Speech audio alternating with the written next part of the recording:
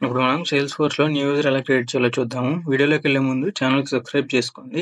ఇక్కడ పైన range icon మీద క్లిక్ చేసి, తర్వాత సెటప్ మీద క్లిక్ చేసి, దాని తర్వాత ఇక్కడ యూజర్ అని సెర్చ్ చేయండి. ఇక్కడ కింద మీకు యూజర్ అని వచ్చింది కదా! దాని మీద క్లిక్ చేయండి.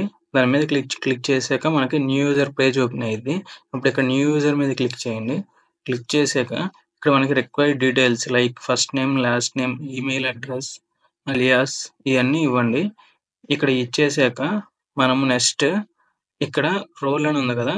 రోలు, లైసెన్స్, ప్రొఫైలు అయన్నీ ఇక్కడ ఫిల్ జేసుకోండి. లైసెన్స్ మనకి ఏ లైసెన్స్ రిక్వైర్మెంట్ అది. ప్రొఫైలు ఏ ప్రొఫైల్ కావాలంటే ఆ ప్రొఫైలు అది మొత్తం ఇచ్చేసేసుకోండి. ఇచ్చేసుకున్న తర్వాత ఇక్కడ కింద సేవ్ ఉంది గదా! దాని మీద క్లిక్ చేయండి. ఇది సింపుల్‌గా యూజర్ క్రియేట్ చేయడము.